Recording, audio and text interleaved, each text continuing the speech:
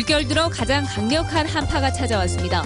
광주 전남 대부분의 지역에 대설주의보가 내려진 가운데 곳에 따라 20cm 이상의 눈이 쌓이는 폭설이 예상되고 있습니다. 국립아시아문화전당이 시공업체들에게 100억 원을 물어주게 됐습니다. 올해 사업비에서 지출될 것이 유력하게 검토되고 있어 전당 초기 운영에 차질이 빚어지지 않을까 우려되고 있습니다. 호반건설이 광주계림 8구역 재개발 사업을 보류하겠다는 방침을 철회했습니다. 사업이 실질적으로 정상화할지 여부는 불투명합니다. 더불어민주당과 안철수 신당이 새 인물 영입에 공을 들이고 있습니다. 더불어민주당 탈당 바람은 주춤해졌습니다. 고대 2000년 전에 중국 동전꾸러미가 발견됐습니다. 당시에 중국과 직접 교류가 있었음을 보여주고 있습니다. 밤사이 광주 전남 지역에 큰 눈이 내릴 것으로 보입니다. 광주는 물론 전남도 일부 시군을 제외하고 전 지역에 대설주의보가 내려져 있습니다. 밤사이 눈은 최고 20cm 이상 쌓이겠고 내일 기온은 종일 영하권에 머물겠습니다. 충장로에 나가 있는 취재기자 연결해 자세한 상황 알아보겠습니다. 송장문 기자, 지금 현재 상황 어떤가요? 네, 저녁이 되면서부터 많은 눈이 내리고 있습니다. 지금 잠깐만 바깥에 나오셔도 보시는 것처럼 온몸에 제법 많은 눈이 쌓일 정도로 눈이 내리고 있습니다. 많은 눈과 함께 살을 파고드는 칼바람에 체감 기온은 더욱더 떨어졌습니다. 뒤늦은 기가에 나선 시민들도 두터운 옷깃을 단단히 여민 채 발걸음을 재촉하고 있습니다. 오늘 정류장하고 나왔는데 날씨가 예로 또 춥고 또 기다리기도 어렵고 그러네요. 버스 기다리기도. 한파 속에서 시내버스를 기다리던 시민들은 발을 동동 구르며 매서운 추위에 떨었습니다. 이 시각 현재 광주와 나주, 화순 등 전남 19개 시군에 대설주의보가 내려진 가운데 밤사이 폭설이 예상되고 있습니다. 예상 적설량은 최고 20cm에 이를 전망입니다. 또 광주의 아침 최저 기온이 영하 6도까지 떨어지며 올겨울 들어 가장 추운 날씨가 예상되고 있습니다. 이렇게 강력한 한파가 찾아오면서 상수도 본부도 바빠졌습니다. 집 밖에 설치된 계량기에 스티로폼으로 만든 동파 방지팩을 채워넣는 등 피해를 막기 위해 고군분투했습니다. 11월, 12월쯤으로 해가지고 지금 한 400개 정도를 또 넣습니다. 그리고 지금 추가로 지금 한파가 또 몰려오기 때문에 지금 취약 지역에 지금 설치를 하고 있는 중입니다. 추운 날씨에 행여 고장이 나지는 않았는지 차량 점검도 잇따랐습니다. 시민들은 마모된 타이어를 교체하고 엔진 오일과 배터리 방전 여부 등을 확인했습니다. 눈길 교통사고 발생했는데요. 오늘 오후 2시 30분쯤에는 장성군 북이면 호남고속도로 하행선에서 차량이 눈길에 미끄러지면서 8중 추돌 사고가 발생해 32살 전모 씨 등 3명이 부상을 입었습니다. 지금까지 광주 충장로에서 MBC 뉴스 송정근입니다. 국립아시아문화전당이 건설업체들이 낸 손해배상 소송에서 일부 패소해 100억 원을 물게 됐습니다. 당장 올해 예산에서 지출해야 할 가능성이 높아 보여 전당 초기 운영 타격이 우려됩니다. 김인정 기자입니다. 국립아시아문화전당 공사가 시작될 무렵 5월 단체는 옛 전남도청 별관을 점거했습니다. 별관 철거에 반대하는 농성에 공사는 중단됐고 설계까지 변경되면서 공사 기한은 2년 뒤로 늦춰졌습니다. 이에 건립공사를 맡은 대림산업 등 4개 업체는 국가를 상대로 손해배상 소송을 제기했습니다. 재판부는 공사 발주처인 국가가 공사 기간이 연장되면서 추가로 지출된 공사 비용 전부에 대해 계약 금액을 조정했어야 한다며 업체들의 총 100억여 원을 지급하라고 판결했습니다. 패소한 문화전당 측이 항소를 포기하며 이 판결은 확정됐습니다.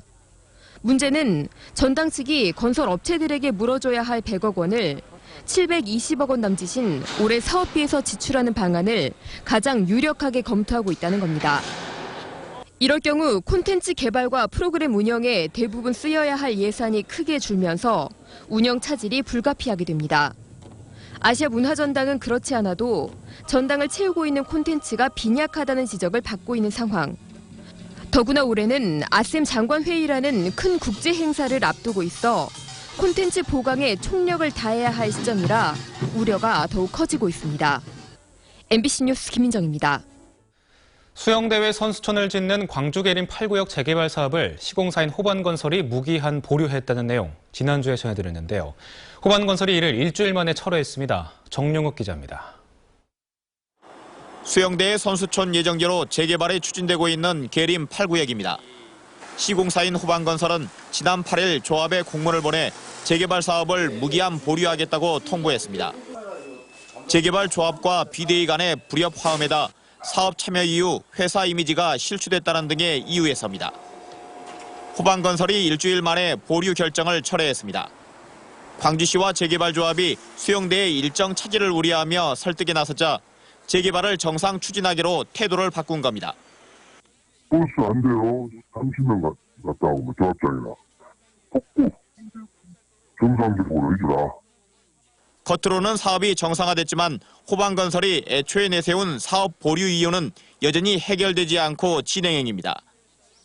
또 광주시와 재개발조합 시공사가 이달에 서명할 예정이었던 선수촌 건립 협약식 체결이 계속 늦어지고 있어 건설 차질에 대한 우려가 완전히 사라지지 않고 있습니다. 이런 가운데 단순 재개발이 아닌 선수촌 아파트 건립 사업인데도 광주시가 재구실을 하지 못하고 재개발 조합과 시공사에 끌려다니고 있다는 지적도 제기되고 있습니다. MBC 뉴스 정용욱입니다. 더불어민주당의 지지율이 반등 기미를 보이면서 지역정가의 주도권 경쟁이 더욱 치열해지고 있습니다. 탈당이 예상됐던 의원들은 시기를 늦추는 등 고심하고 있고 새 인물 영입 경쟁도 본격화하고 있습니다. 한신호 기자입니다.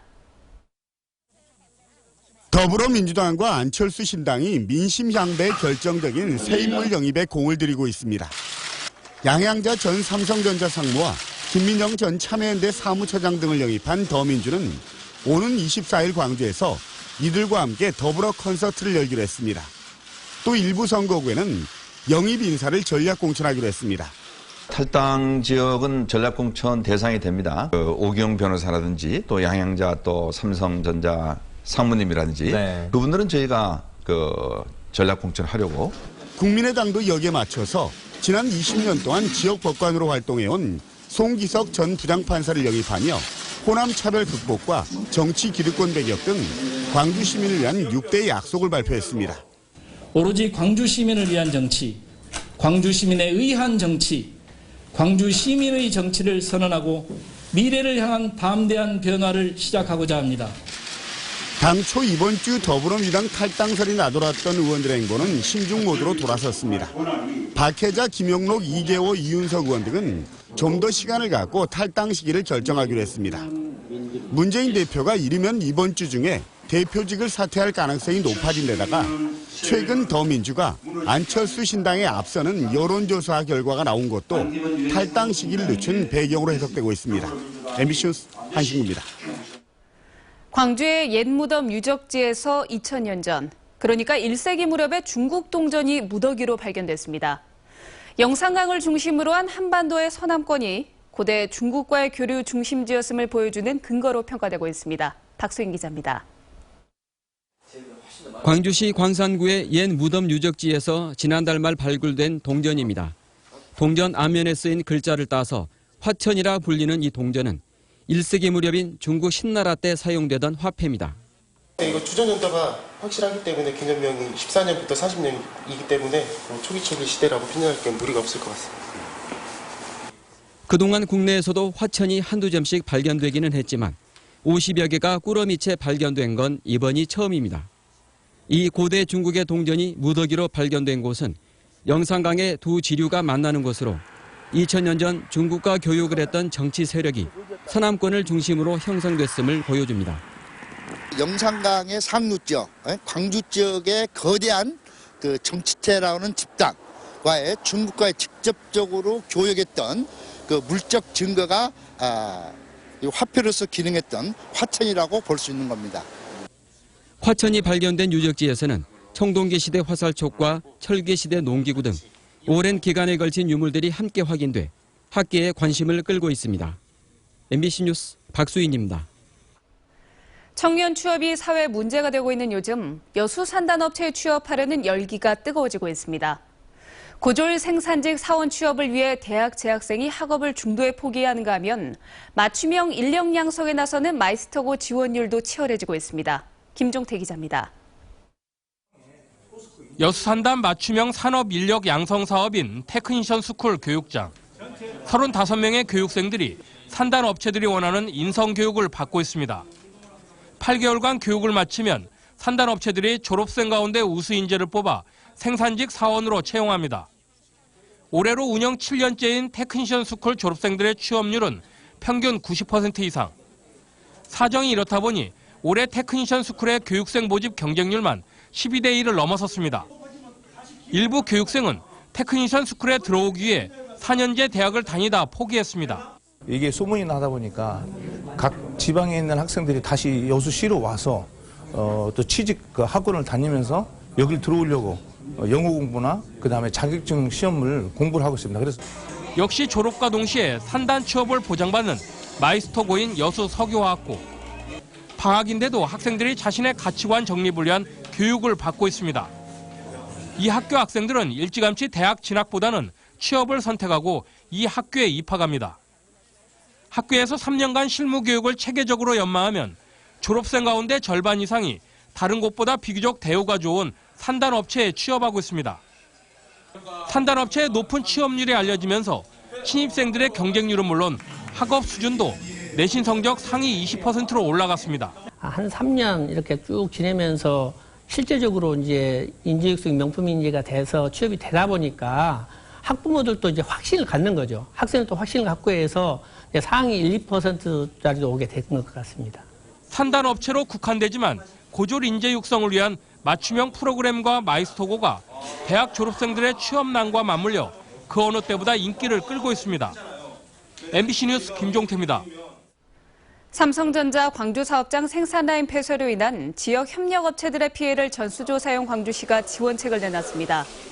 광주시는 10여 개 협약은행과 협조해 대출금 상환기간을 연장하고 신규 대출을 원활히 처리하는 한편 은행 협약자금과 경영안전자금 이자 보존액을 상향 조정하는 것을 적극 검토하기로 했습니다.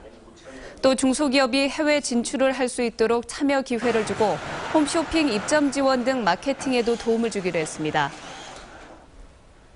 광주시 공무원 노조 대표자 협의회는 광주시청 앞에서 기자회견을 가졌습니다.